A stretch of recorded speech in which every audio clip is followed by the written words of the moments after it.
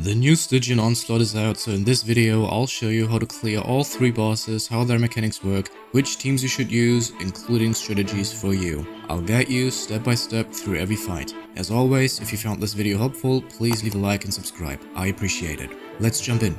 The easiest boss in my opinion is the turtle.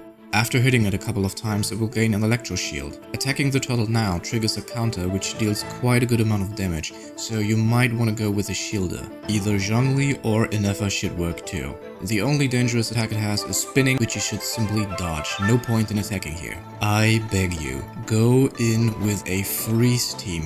This is by far the most comfortable strategy. Go in with Skirk, Ayaka, Risley, Nuvolet freeze works too.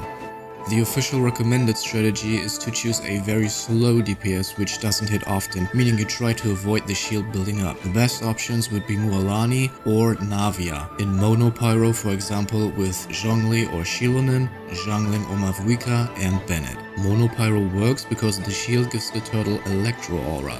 Gaming works well in Melt together with Zhanyun and Celali as shielder. Lastly, Alekino can be an option because of her front-loaded damage, meaning you deal the most damage with the first few hits and then you switch out. Let's jump into the first fight. We're starting off with Galan, switching to Coffee and Xingshu to apply Hydro and Cryo, and then just doing the normal Skirk rotation going in with her. She will have the most on-field time of course as DPS. And as you can see, it is really not much of a complicated boss fight. It's much more a simple DPS check if you use freeze. Now we've triggered the shield. As you can see, we get the counter attacks, which as I said can be quite dangerous. If you struggle with surviving, if you have struggled with healing with Escoffier, keep in mind that her healing scales off attack, so you might change your goblet or your weapon maybe to an attack main stat.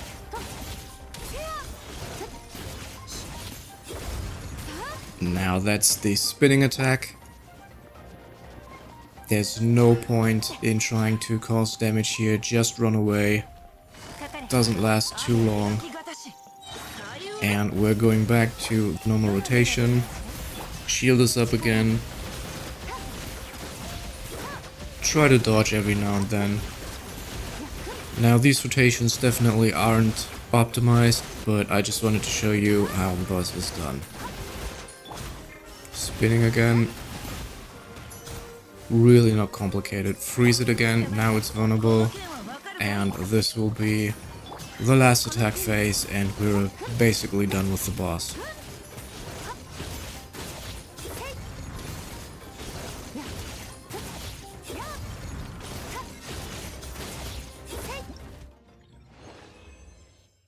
The Papilla is probably my most hated boss in the entire game because it really forces you to use Natlan characters.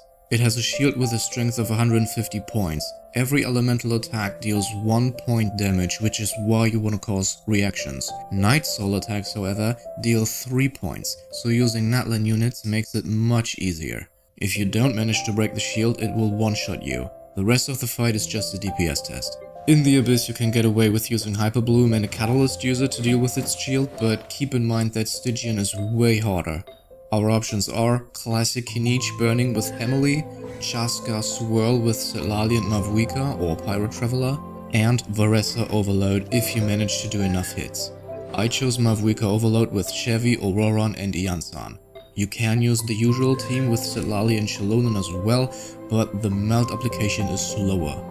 Build your Mavuika and Chevy as usual. For Auroron and Iansan I had to go very high on the AR because you start with 0 energy and you need to proc reactions ASAP.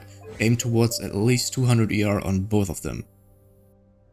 Alright, next fight Papilla. For the first rotation, really focus on proccing Overload, so switching your Pyro and Electro characters. Our goal here is to get Auroron's Burst up and then Mavuika's. Auroron's Burst up, Mavuika as well. And now we can proc Overload. Now the playstyle I'm doing here with Mavuika is not the best. It is the standard 3 donuts plus final attack There is a better one if you just want to proc reactions, which is doing a circle attack, then dash, and then do a normal attack. Now we can proc Ian Sun as well, don't forget Chevy.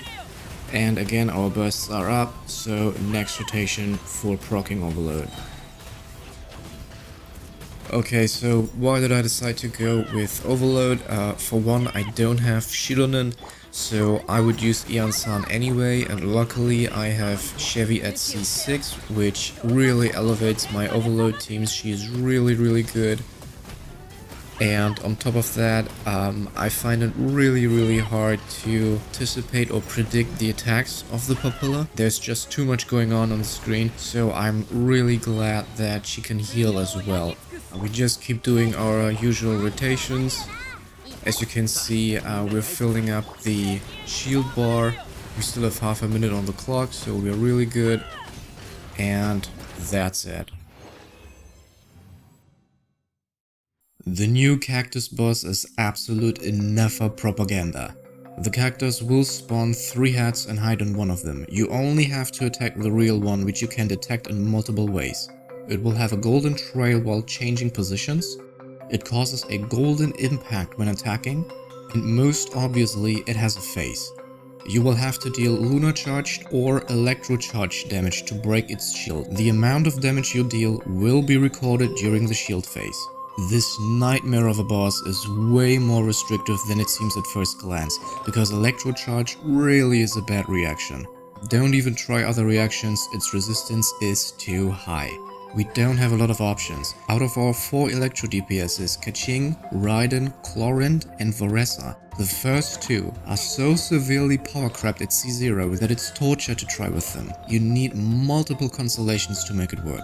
The only viable option for a Hydro DPS is Nuvalet if you use Mulanyi on the turtle. I couldn't test it because I don't have her, but in theory, Chaska Taser could work as well. In every scenario, you want to use a Nefa if you have her. She is the best support for this fight. Aside from her, units you can consider are Farina, Yelan, Xingshu, Fischl, Auroran, as well as units with Rest Shred and Swirl, like Kazuha, Sucrose, or Jean if you want Rest Shred and healing synergy with Farina's Burst.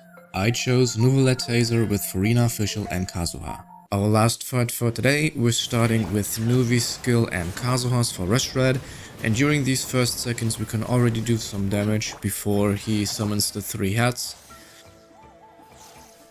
Now we can do the full Taser rotation with Fischl. Always make sure to have either Fischl's skill or burst up to proc the reaction. The plunge area of the head aligns very well with Nuvi's attack range to not get hit, and I really believe the developers designed it with Nuvalet in mind. We already broke the shield, now throw everything you have at it.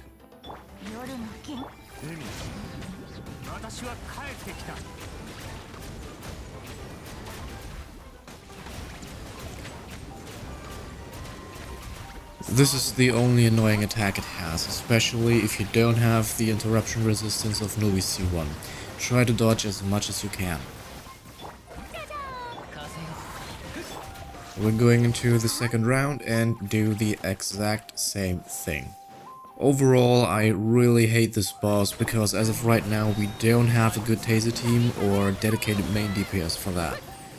This fight is unnecessarily hard just to make you pull a Nefa. It looks like we'll even get another Tasered boss in the next Stygian, and it makes me really want to pull Flint to have a decent Electro DPS. I believe that future Lunar Charge bosses will all be very restrictive to force you into building an entire Nordcry team. And yeah, that's all there is to it. That's pretty much the whole boss fight. Thank you so much for watching, I hope this video was helpful. See you next time guys. Bye.